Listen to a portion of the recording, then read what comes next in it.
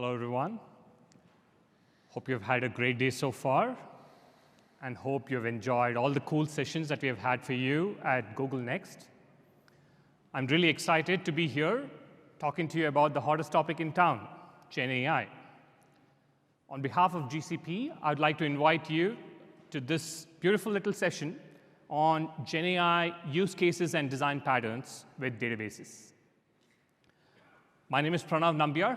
I'm a Director of Product Management on Google Cloud. My name is Kurtis van Gent. I'm a software engineer working on Gen AI across databases. And together, we're going to talk to you about some of the interesting concepts and patterns that are going to help you with your Gen AI application development journey. So before we get started, I wanted to ask you all a very simple question. Let's have a show of hands. How many of you are actively working on Gen AI applications? OK, roughly maybe 60% of the audience. In fact, today morning, I just asked this question to Gemini. And Gemini pointed me to a survey which kind of said the same. 60% of the companies have already started on Gen AI. One more question. How many of you feel confident about Gen AI design patterns? Show of hands. Not many. Well, you're in the right session. Hopefully, this session is going to give you a set of very interesting insights that will help you with your Gen AI application development process. So with that, let's get going. First and foremost, I'm sure Gen AI needs no big introduction to all of you. It's one of the most popular topics out there. According to Gartner, based on their report last year, around 55% of companies have increased their investment in Gen AI over the previous 10 months. According to LinkedIn, 70% increase in AI conversations, including AI, on LinkedIn. This is in the duration between December 2022 and September 2023. It should have grown even further in the past few months. But of course, we're not here to talk about the growth of Gen AI. We're here to talk about the use cases and design patterns around Gen AI.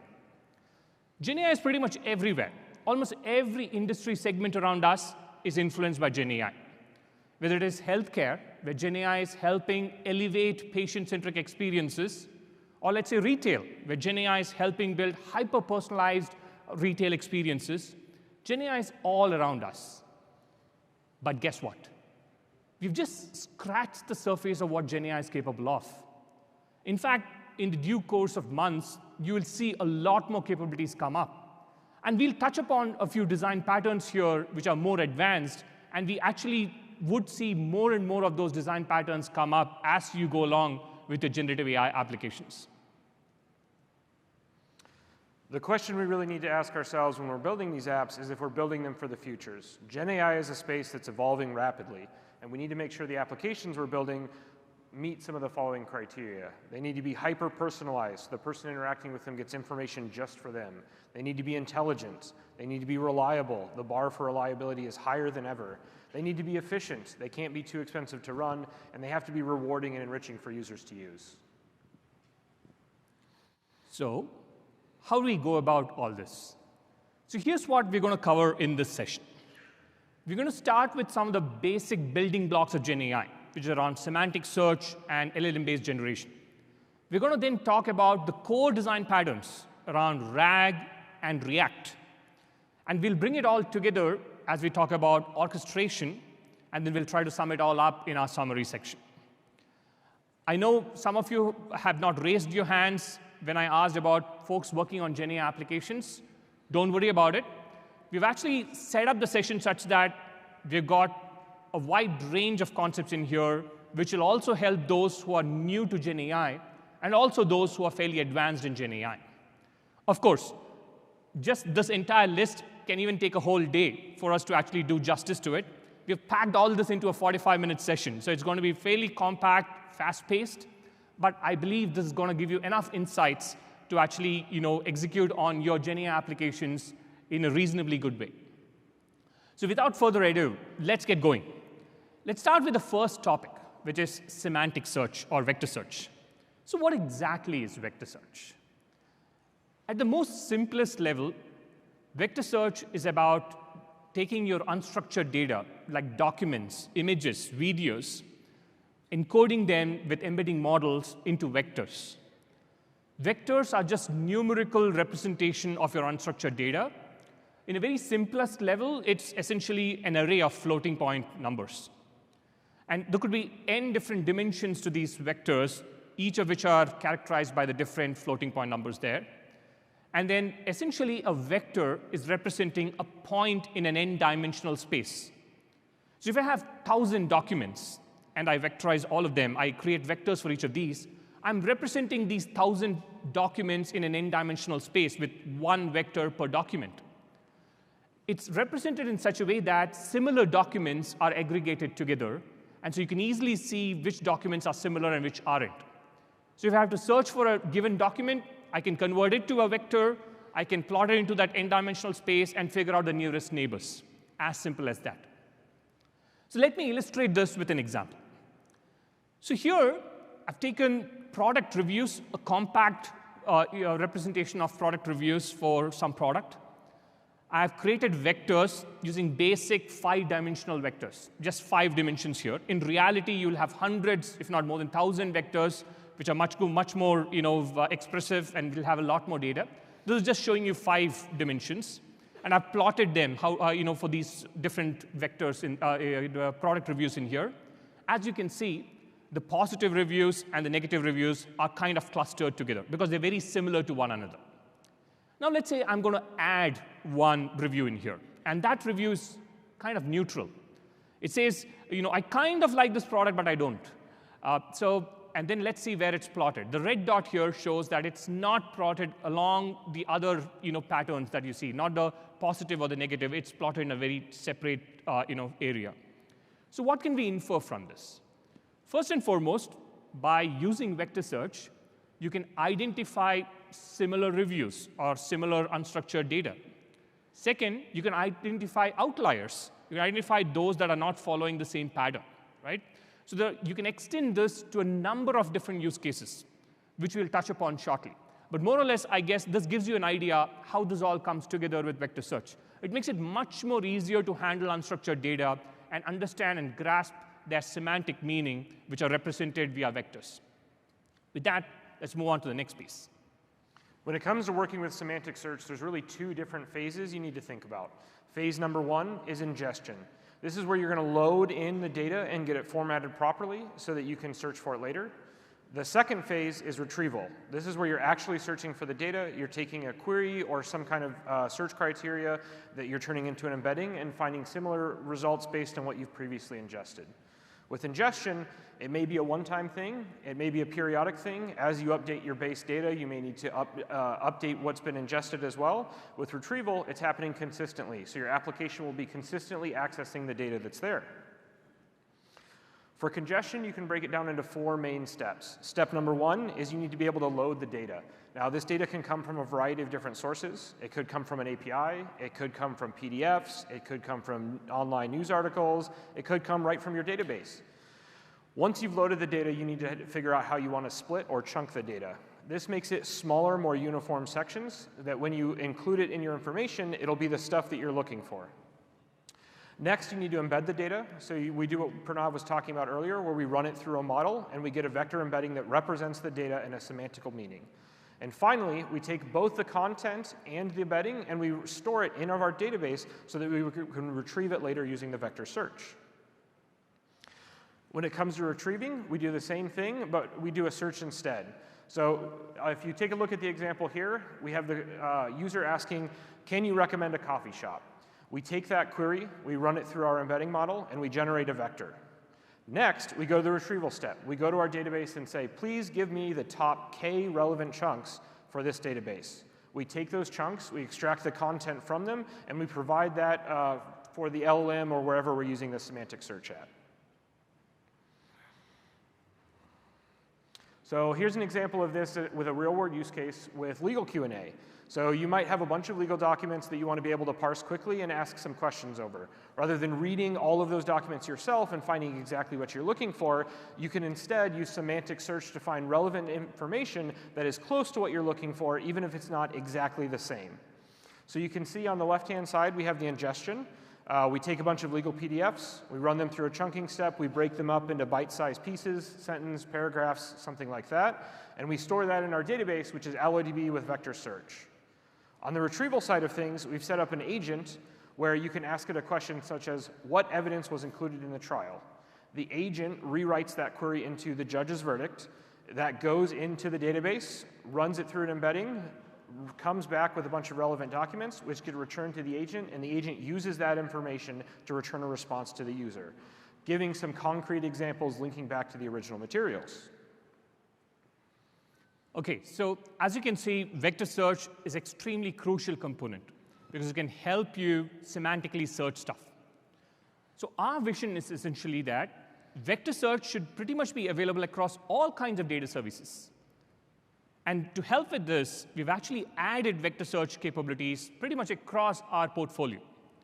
We announced vector search capabilities in Cloud SQL and AlloyDB. We have now added it for Spanner, Memory Store, Firestore, and Bigtable is coming shortly. Now, essentially, what's the advantage of having vector search just as a part of the database? You're all familiar with databases. You're all familiar with indexes on databases. You could look at vector search just as yet another index on the database. So instead of actually moving the data to another dedicated vector store, you can actually have everything in your database. So you don't have to deal with data movement. You don't have to deal with data consistency problems. You don't have to deal with data protection, SLA issues, compliance, security, access control. All those things you already do in your database. And so when you have vector search capability part of your database, it makes it much more efficient to get your tasks done and build a generative AI application. And this is the reason why we're actually focusing on enabling vector search across our portfolio. So if you haven't already, I definitely urge you to try out vector search on our databases, some of which you might already be using. So with that, let me move to the next big part. What are the potential industry use cases of vector search? Here I've called out a few key patterns of vector searches, use cases. It's not meant to be exhaustive. It's meant to give you some representative indication of what vector search can do.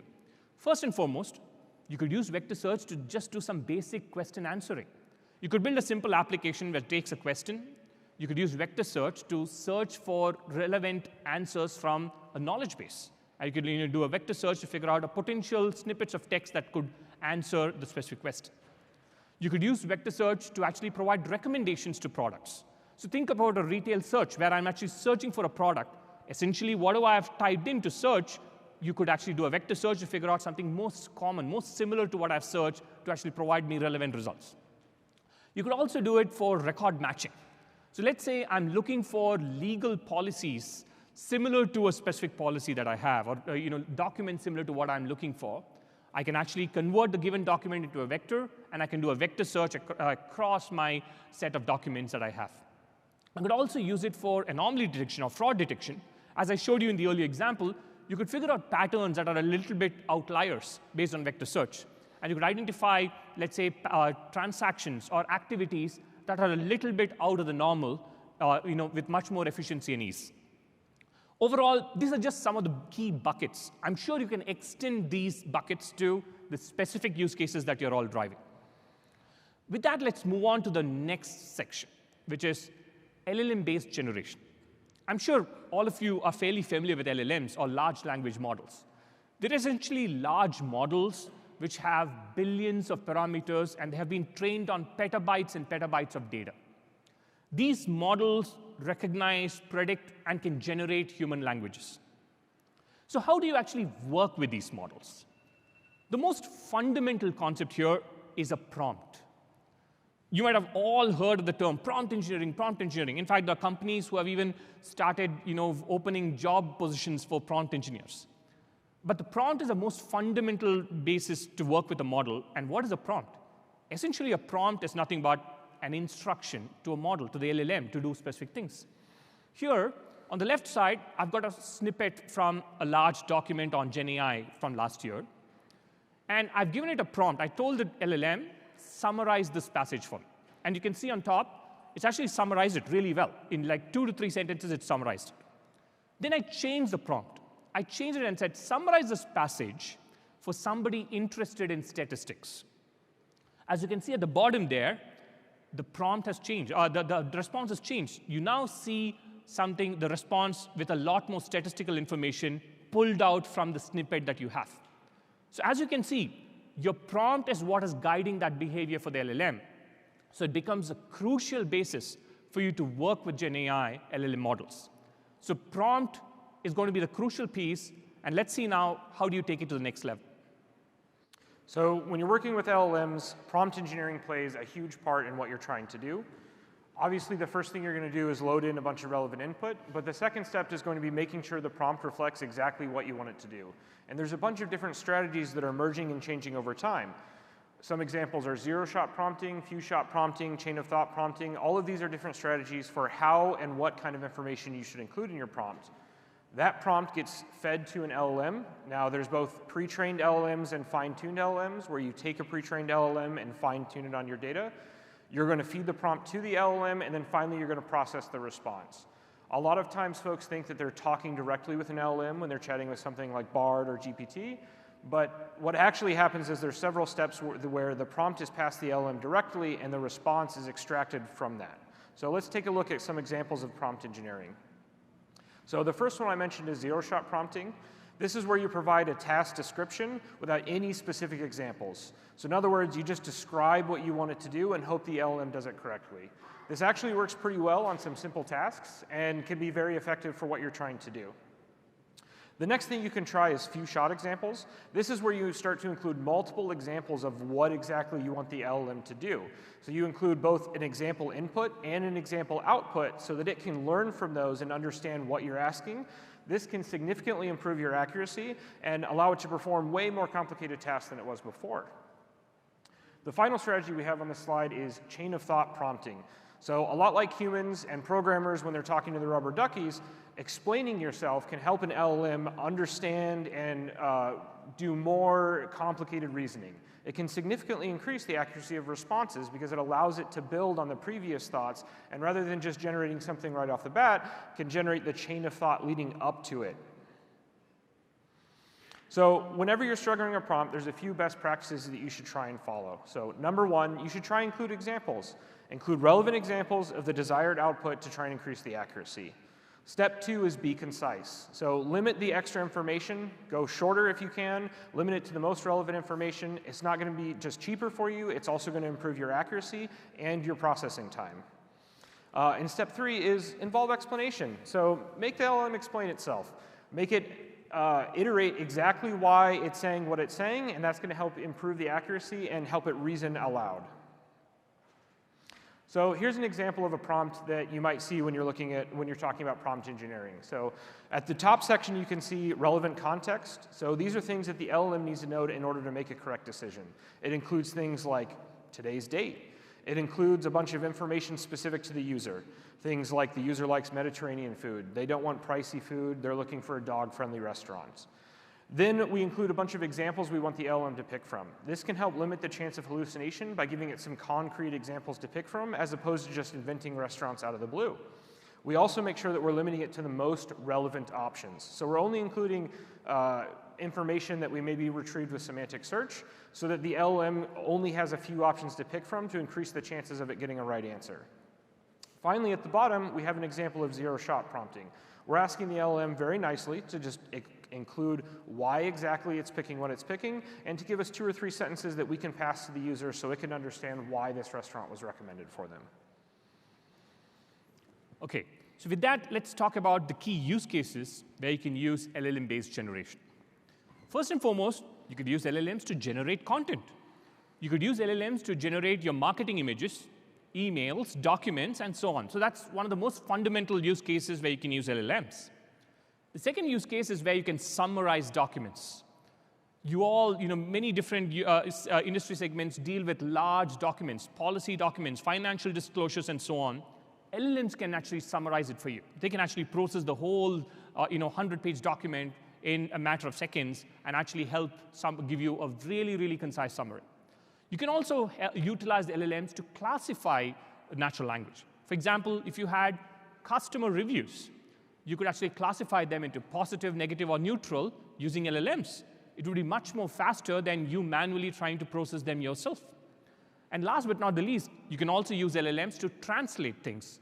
You could translate from natural language to SQL. You could translate from, let's say, Java code to Go code. You could do a lot of different kinds of translations from one form to the other using the LLM's knowledge of understanding language. Again, these are some of the key buckets where you can actually use generation with LLMs. You can easily extrapolate these to your specific segments and use cases to get a sense of how it can be applied. With that, let's move on to the next piece, which is a core pattern of retrieval augmented generation, or RAG. So what exactly is RAG? As Kurtis said, in the earlier block diagram, you saw you have input, you've got prompt engineering, you actually connect with an LLM, and you get response. And oftentimes, your prompt has a lot of details on what the model needs to do. But what if you need to ground the model with more real context? What if you need context like customers' past transactions, customers' preferences, customers' profile details, pretty much real-time context, which you could get from specific services or databases per se? That's where retrieval augmented generation comes to the core. With RAG, you can actually pull in additional context from other services and other sources, augment your prompt with that additional context, and then generate content from your LLM. Now, your LLM is grounded with much more richer context, which makes your GenAI application much more relevant and useful. When it comes to grounding, there's really two different types of information that you'll want to be able to pull in. The first is static grounding. So this is information that changes pretty infrequently. It often can be just included verbatim in the prompt every time if you want. And this is information that the LLM might need to answer the response. So for this example here, we have a description of what the policy is. The user is asking a question, what is the cost for rebooking my flight? In the green, you can see that we have a list of what the policy is, which is the fee changes based on what the user's flight class is booked. This leads us to the second type of information, which is dynamic information. This is information that you need to pull in and you need to be up to date. Dynamic information is based on live or operational data and is important to be included directly in the prompt as well. Perfect use case for RAG. In this case, we have the user has a business class flight booked. So together we have both static grounding, dynamic grounding, and the user's question, which allows the LLM to generate the correct answer, which is that because the user has a business class flight booked, there is no change fee associated for them. This is a perfect example of personalizing the response to make sure that it matches the user's information. So when it comes to grounding, there's a few different steps that are going to happen. A lot of this is the semantic search we already talked about, but can also be more structured queries and not exactly semantic search. In this case, we're going to do what is the cost of rebooking my flight. We're going to run that through the semantic search pipeline and pass it along to the LLM to be used in the final prompt. If we follow the semantic search pipeline, we're going to do that vector search that we described earlier. We're going to pick the top K relevant examples, and we're going to include those in the prompt as well. So the final prompt is going to include both the query and some examples on how exactly we're looking for some grounding to happen, and that's going to help the LLM generate the response that we're looking for. OK, so coming to the industry use cases of RAG. As Kurtis said, one of the key things is generating personalized content.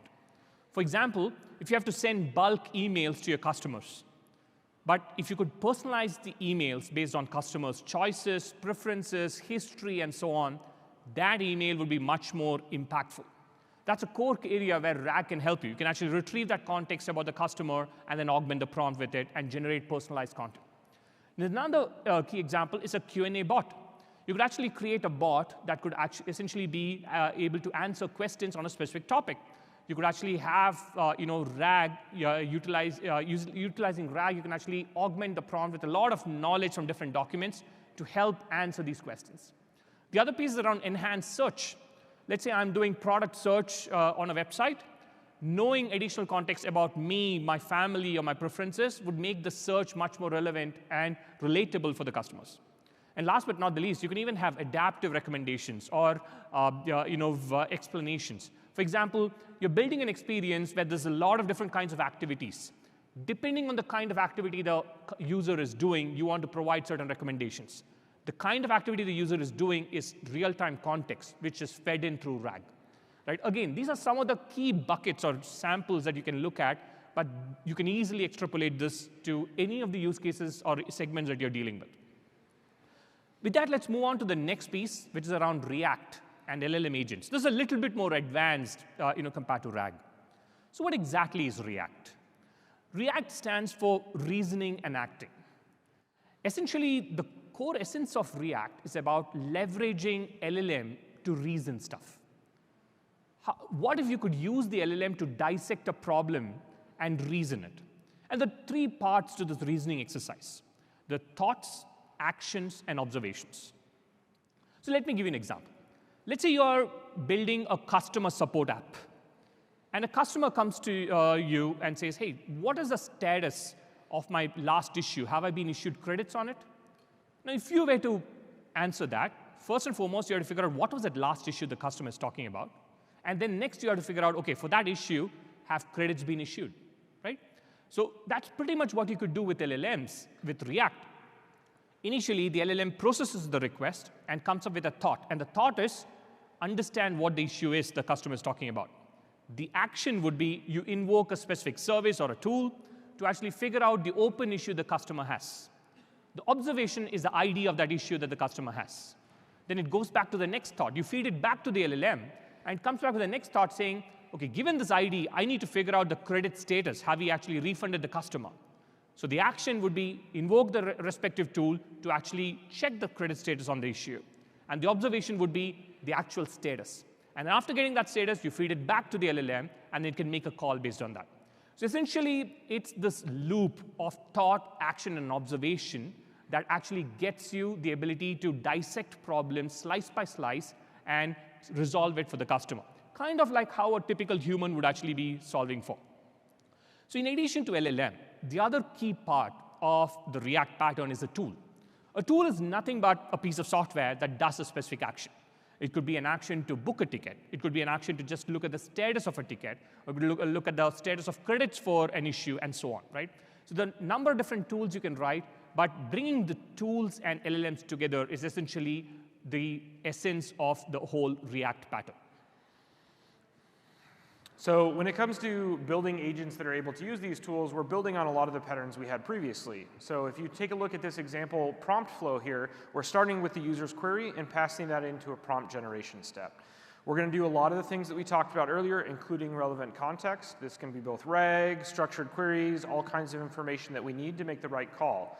We're also going to start to include some information about the tools. So we're going to include a tool manifest that's composed of 3 different parts for each tool.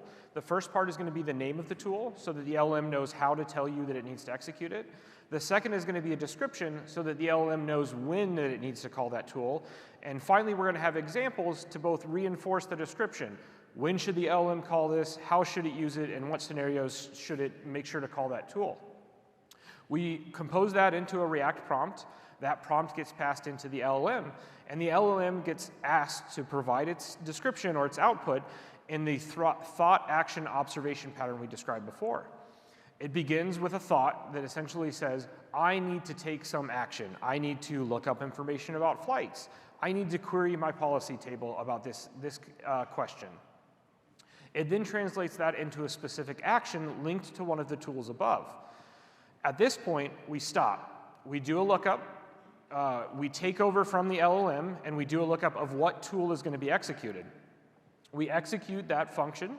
We see whatever the results are, and we feed that back into the prompt as the observation. And we allow the LLM to continue generating and continue that pattern of thought, action, observation. Multi-turn, calling as many tools as it needs to until it gets to the final answer. When the final answer is complete, we extract that from the prompt and include it to the user. So this opens up a lot of really cool things that we can do, and one of those is agentic RAG.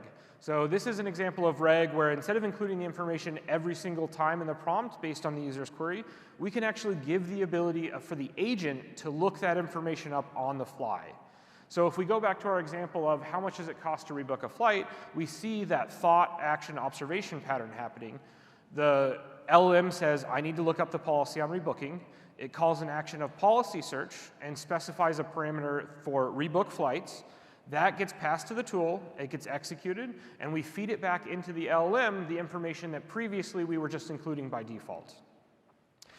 We continue going. The LLM is allowed to continue reasoning. It comes up with another thought that it needs to know, hey, based on this information, I need to know what the class of the flight is. It calls another tool, looks up the ticket information, returns that as an observation, and uses that to compose its final answer.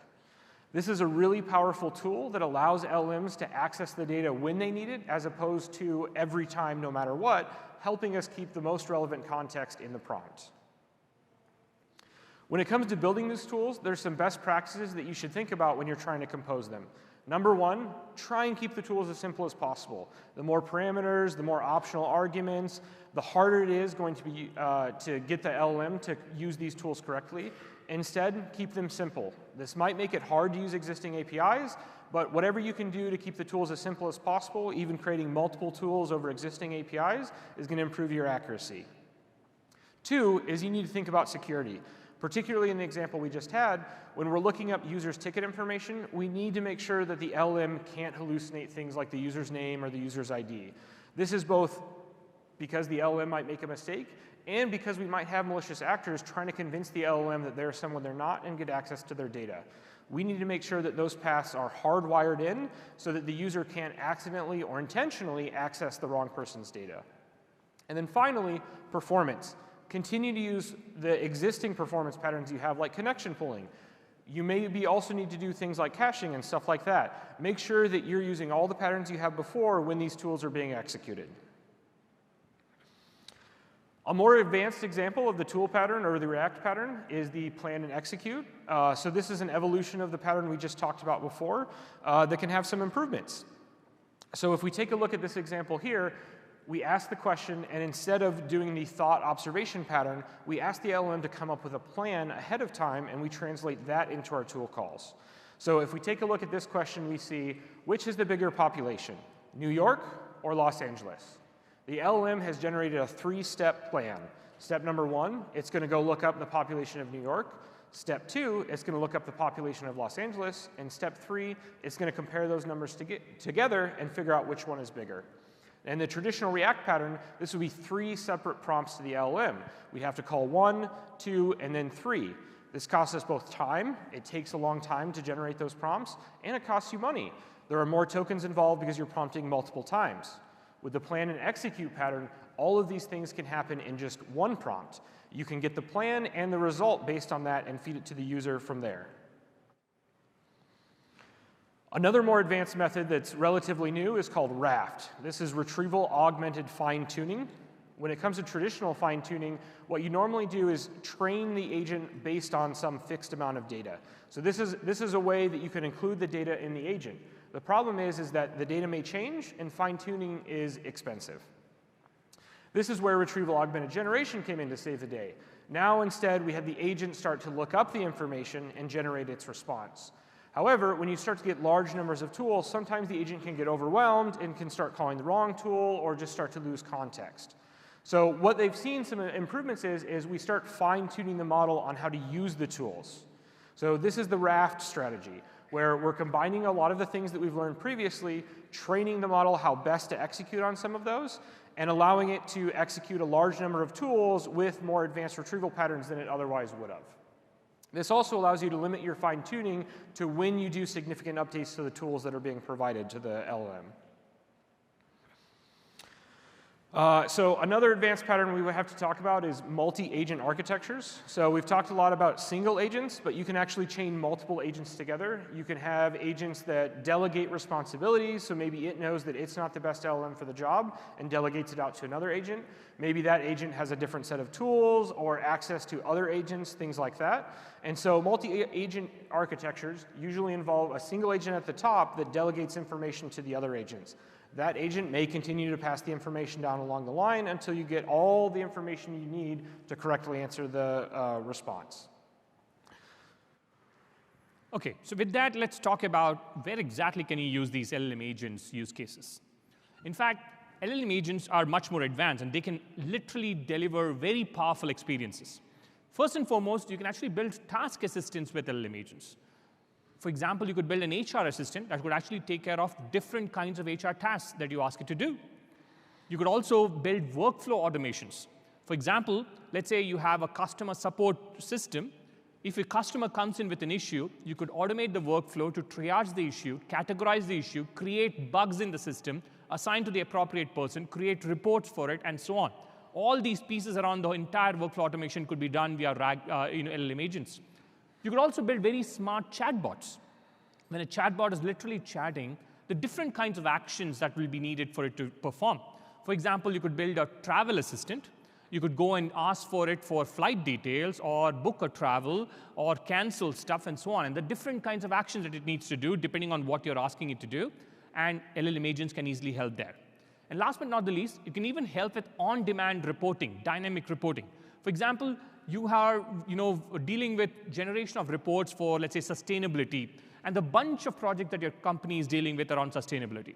You could have agents to track each of these projects to evaluate what the condition is, what the summarized view of those are, and then combine them into a dynamic report on the fly and generate it for you. So what would take weeks or months could literally be done in a matter of seconds because you have these agents doing a lot of these processing behind the scenes. With that, let's move on to the next big category, orchestration. So far, we talked about semantic search, we talked about LLM-based generation, we talked about RAG, we talked about LLM agents. But the big question is, how do you bring all this together into a GenAI application? See, typically a GenAI application has to deal with data, has to process the data in some cases. For example, you have to chunk the documents, as Kurtis mentioned earlier. You deal with semantic search or vector stores, vector search capabilities. You have to deal with LLMs. You have to create prompts. You have to handle agents and tools. Sometimes you have to even do some caching. So how do you handle all this together? That's where orchestration frameworks can help you. It facilitates this integration for you and helps you track and even trace these pieces as you build your generative AI applications.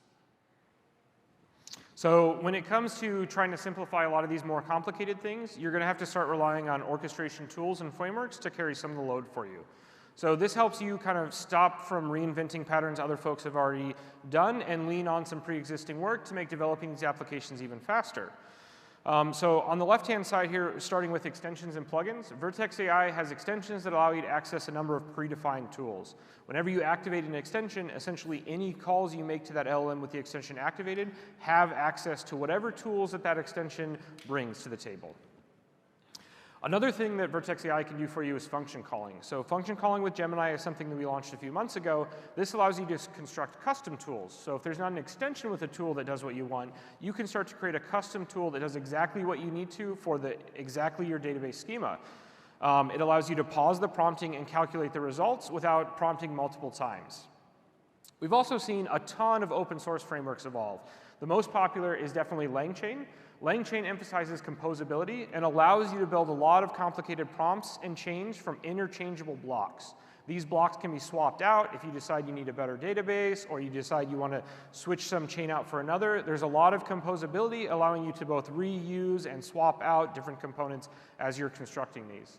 We've seen Llama Index emerge in a similar space, providing more emphasis on data connectors and structuring your data and creating a lot of these RAG pipelines we've talked about previously. So LangChain is supported across all Google databases right now. So there's a large list of databases you can see right on the list there. And LangChain also offers a bunch of other capabilities as well. Not only do they have LangChain itself, but they also have some managed options such as LangServe, which allows you to serve the LangChain applications you've already created, and LangSmith, which offers a layer of observability. On the Google Cloud side, we have 3 different integrations for you. The first is Vector Store, which simplifies vector search. The second is document loaders and savers, which allow you to both load and save data from your database so that you can use it in your chains. And the third is chat history, which allows you to remember exactly what it is that your LLM has previously said when talking with the user. All 3 of these are critically important when you're building these applications and can help you build them faster and more easily without starting from scratch. So let's see. Now we're going to try and move on to the demo. So today we're going to demo an example of an agentic flow for you. We have the customer, or the Symbol Air customer assistant. And this is a fictional airline that has launched a generative AI-powered assistant. So we've been using a lot of examples and analogies about flight booking and stuff like that. We're about to show you an application that actually has a lot of this stuff built in. So let's see here.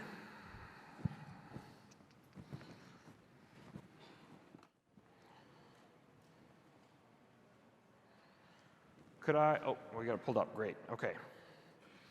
So here's the symbol air assistant.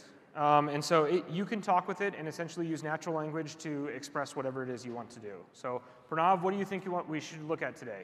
Oh, first and foremost, I believe we've had a really exciting time with Next and amazing response on all our innovations from our audience. So maybe we should go out and celebrate tonight, Kurtis.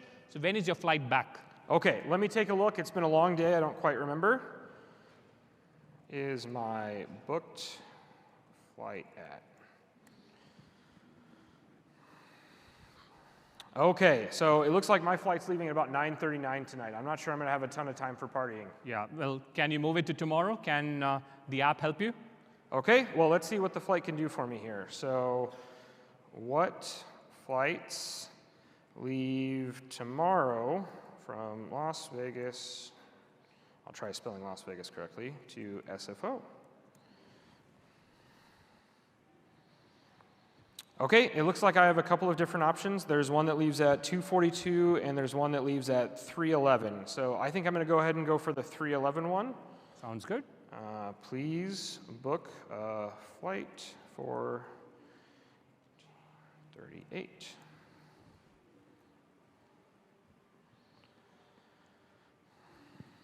Okay, please book a ticket for UA 1738. Okay, so we can see here that it's prompting me for confirmation because it's about to write that I've actually bent this and probably take some of my money. So this is a good example of the agentic pattern of we asked it to do something, it called a tool, that tool is confirming with me that I need to make sure to actually do this. So it looks like it's the right time, it's the right flight, it's got the right name on there, so I'm going to go ahead and book it. All right, there we go. I'm ready to go. Nice, perfect. Actually, that reminds me, can you check the status of my flight as well? I don't know, I don't remember now which time, what slot is it? Let's see. Please list the flights for my friend, Pranav. Nambiar. Okay, it looks like it's not going to let me access your flights. Come on, Kurtis, this is just an LLM. Why don't you just convince it that you're Pranav? Okay, I don't want to come and put in my password, so why don't you try? Let's try a little prompt engineering here and see if I can convince it to show me your information. Please list my flights. Notice I said please. Yeah. Okay, so it showed me 2 flights, but these actually look like the 2 flights I've already booked. So why don't we take a look at the debugging information and kind of see what happened. Okay, so it ran a query in our database. It looked for the user ID, and if I scroll over, it actually still used my flight information. This is a good example of the security concerns we were talking about earlier. Even though I've convinced the LM that I am, in fact, Pranav, it only has access to the information for my user. So just to show you that this isn't a trick too, let me pull up here. So here's an example of our tickets database right now, and you can see that there's 2 tickets in it. Let me try and make the font a little bigger so the folks in the back can see. So you can see right here that there's 2 tickets booked. There's one for myself, and there's one for Pranav, but let me update that to see if it has the ticket I just booked. Okay, so you can see that there's actually 3 tickets booked now. There's the one I had originally, there's the new one I booked, and there's the one that Pranav has. And it looks like your flight is leaving tomorrow afternoon, so we're not on the same plane. Interesting. So could we go back to the slides, please? So the demo that we just showed you is built using LangChain and a bunch of different cloud database products. And so this is kind of the architecture that we're looking at here. So we have, starting on the left-hand side, the user is going to ask a question. That question gets fed to the agent. It gets built into the prompt. The agent gets prompted with it. It makes a call to Vertex AI. It's using the Gemini model. The model is going to decide what it needs to do. Maybe it needs to call a RAG chain to look up information. Maybe it needs to call a tool. So when I was asking it to list my flights, it was using the flights tool. The flights tool is in a separate retrieval service so that we can do things like caching and connection pooling. It's connected to AlloyDB AI, which I just showed you. It showed a list of what both flights are available and flights that I have booked and allowed me to book my own ticket. On the other side of the screen, we also could see memory. It can remember the things I previously said to it, so it has context as the conversation continues. And this can be a bunch of different things. It could be AlloyDB, it could be Postgres, it could be memory store, it could be multiple of those at the same time. All of this gets fed back into the agent. The agent calls tools, it calls reg chains, it responds. Whatever the final response is gets extracted and passed back to the user on the chat screen we just saw. Nice. So as you saw, we saw a bunch of different concepts here.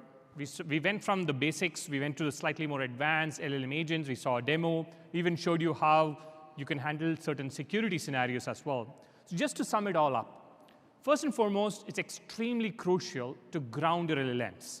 And if you can ground it with dynamic, real-time contextual data, you can really build enriching, relevant applications. The bunch of key concepts, semantic search, LLM-based generation, RAG patterns, React patterns, et cetera, that are going to be extremely useful for you as you build your applications. Orchestration frameworks, as we showed you, are going to be very useful as your applications become complex for you to actually manage and build these applications.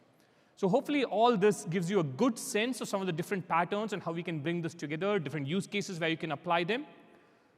In the end, just to sum it all up, I just wanted to say that AI plus data can make magic. In fact, this magical picture was generated by Gemini. And frankly, if we can put this magic to good use, we can make a world of difference around us. You can see the capabilities that it can actually deliver. And at Google, we are striving hard to help all our customers like you deliver and build this magic. And I'm definitely looking forward to collaborating with all of you as we march towards a magical future.